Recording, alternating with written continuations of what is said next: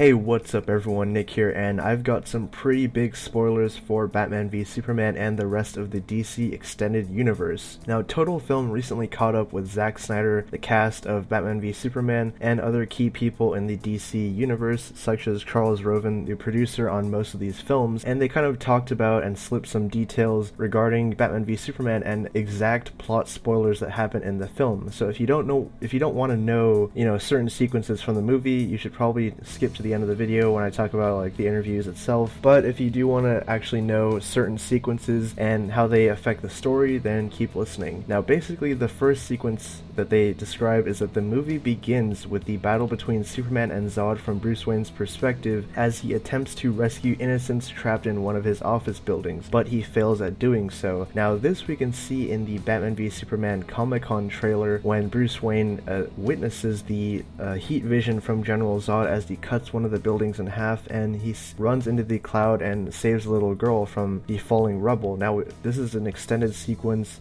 Bruce Wayne arrives in Metropolis via helicopter, and he runs down, gets into a car and tries to drive around Metropolis, but buildings and stuff are falling around, and then he gets out of his car and starts helping people. It's going to be the first 10 or 15 minutes of the movie. It's a pretty intense sequence. Now, the actual story of Batman v Superman, once we get past that flashback sequence, happens 2 years after Man of Steel, after the events of Metropolis and that whole battle, and Bruce Wayne still harbors resentment against Superman, who he blames for the rampant destruction in Metropolis. And Alfred Pennyworth is worried that Bruce Wayne is starting to lose his touch with humanity and tries to dissuade him from challenging Superman, but to no avail. Now, this we can see from other behind-the-scenes images of Wayne Manor and that sort of thing, because we know that in this universe Bruce Wayne was active as Batman and a billionaire philanthropist as Bruce Wayne, but it seems like he's kind of let himself go and let Wayne Manor fall to ruin because of, what had happened in Metropolis and the other things, the other kind of stories that haunt his own past. Now, they also describe a sequence in which Bruce Wayne and Lex Luthor have been holding fundraisers to rebuild Metropolis, and at one point in the movie, Wayne visits Luthor at LexCorp, where Luthor humiliates Wayne and dismisses him as a frivolous playboy. This, however, is part of a ruse by Bruce Wayne to evaluate LexCorp's security, because later on in the film, Batman breaks into the building and fights off a couple of Luthor's guards and steals kryptonite so he can fight against Superman. Now,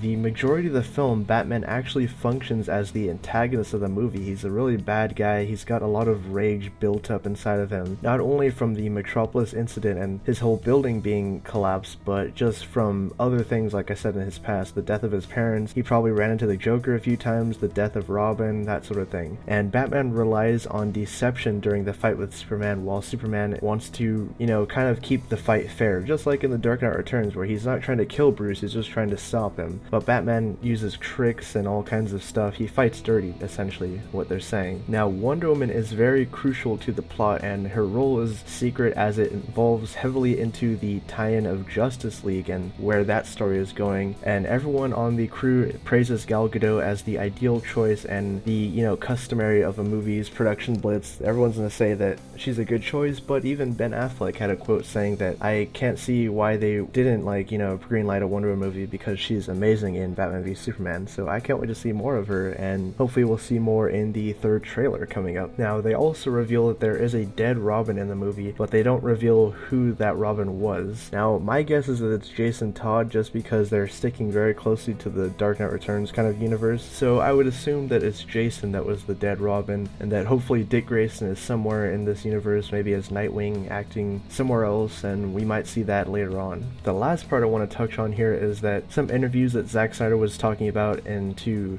building the DC Extended Universe and how this movie will tie into Justice League and all that kind of thing. And basically what he said was that they're working towards Justice League, and the biggest thing that they had to overcome was making a believable world in which Batman, Superman, Wonder Woman, and other characters could exist. He didn't want to just kind of throw them all together in a world that didn't make sense. He wanted it to be a very believable world that you could kind of get behind, and not to mention he wanted to have a story that fit these characters. He didn't just want to rush out a movie just because he wanted to capitalize on the whole team up movie thing with, you know, how they did with Avengers, and a lot of people had said that they just wanted to kind of copy that and just throw together a Justice League movie, but he really took time with Chris Terrio in trying to craft a story that really played off the strengths of each of the characters and kind of involved them in a natural way.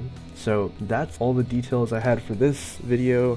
Let me know down below what you guys think of this news and Batman v Superman as a whole. So yeah, tell me your thoughts down below, and this is Nick signing off. Till next time.